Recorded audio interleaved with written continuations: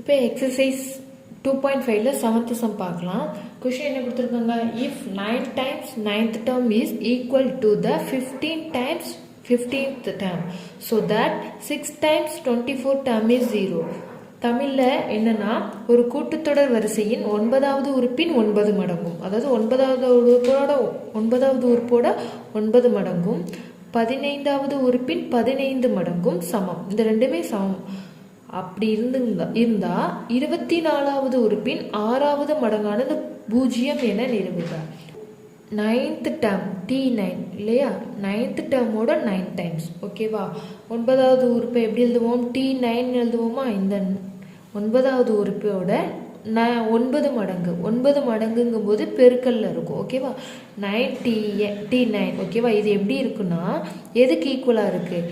15வது உறுப்பு, அதாவது 15th term T15ஓட 15 times.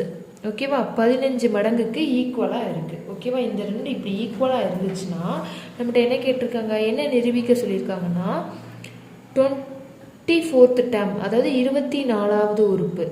ஓகேவா? 24வது உறுப்பு 6 மடங்கு, 24வது உறுப்போட 6 மடங்கு 0ன்னு இருக்கணும். அப்படி நம்மளை ப்ரூஃப் பண்ண சொல்லியிருக்காங்க. ஓகேவா? ஃபஸ்ட்டு இந்த ஈக்குவேஷனை எழுதிக்கலாம். டி எனக்கு ஈக்குவேஷன் என்னது?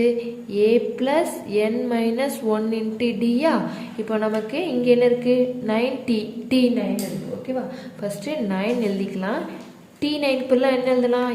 a வேல்யூ தெரியாது, ப்ளஸ் n - 1. n - 1 என்னது? 9 - 1 × d வேல்யூ தெரியாது. ஸோ dன்னு எழுதிக்கலாம். இப்போ 15T15க்கு எழுதிக்கலாம்.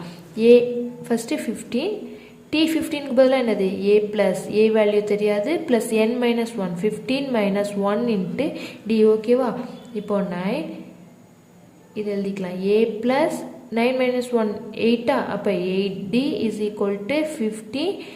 a ப்ளஸ் 50 - 1 அது 14d. ஓகேவா? இப்போ இந்த 9 நம்ம சுருக்கிடலாம். இதை கட் பண்ணிடலாமா? இந்த ரெண்டும் ஈக்குவலில் இருக்கும்போது இந்த 9 இங்கிட்டு போகும்போது டிவிஷனில் மாறுமா? அப்போ இந்த 15 9 நம்ம கேன்சல் பண்ணலாம்ல, அதை தான் பண்ணுறோம். 3 3s are 9, 5 3s are 15. ஓகேவா? இதுக்கு மேலே இதை வந்து என்ன பண்ண முடியாது, நம்ம இன்னும் சிம்பிளிஃபை பண்ண முடியாது. ஸோ இதை அப்படியே எழுதிக்கலாம். இதை உள்ளே கொண்டு போய் மல்டிப்ளை பண்ணிடலாம். 3 × a 3a ப்ளஸ் 3 × 8 என்னது? 24d is equal to 5 × a 5a plus 5 × 14d. என்ன கிடைக்கும்? 14 5ஆல் மல்டிப்ளை பண்ணால் 4 5s are 20, 1 5 5 70. ஓகேவா? 70d. இப்போது நம்ம இங்கே a வச்சுக்கலாம். 3a ஏவெல்லாம் ஒரு சைட் கொண்டு வரலாம். இங்கே உள்ள ப்ளஸ் 5a இங்கிட்டு வரும்போது என்ன ஆகும்? Minus 5a. ஓகேவா? இஸ் ஈக்குவல் டு இங்கே என்ன இருக்குது? 70d இருக்குது. இங்கே உள்ள ப்ளஸ் 24d இந்த பக்கம் வரும்போது மைனஸாக மாறிடும். Minus 24d. 3 5 மைனஸ் பண்ணால் வேறு சிம்பிள். ஸோ என்ன பண்ணோம்? மைனஸ் பண்ணுறோம். இப்போ 5ல் 3 போச்சுன்னா 2, பெரிய நம்பரோட சைன் என்னது? மைனஸ். ஸோ அப்போ minus 2a is equal to 70ல் 24 போச்சுன்னா என்ன கிடைக்கும்? 46d. இப்போ நம்ம a மட்டும் கண்டுபிடிச்சிக்கலாம். a மட்டும் இங்கே வச்சோம்னா 46/-2 × d. 2 கேன்சல் பண்ணால் 2 2s are 4, 3 2s are 6. கீழே ஒரு மைனஸ் இருக்குது. அப்போ a வேல்யூ என்னது? a is equal to -23. இப்போ நம்ம என்ன கண்டுபிடிச்சிருக்கோம்?